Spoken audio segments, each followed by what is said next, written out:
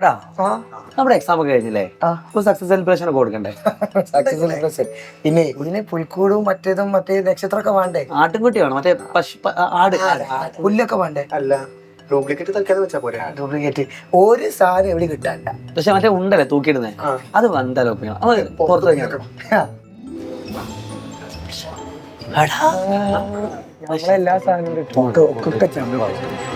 Hi ball balloon balloon പറിച്ചത് കിട്ടുമോ? അടിപൊളിയാണല്ലോ, ഇത് കിട്ടിയ സെറ്റാ. പൈസല്ലോ ഒന്നുമില്ല.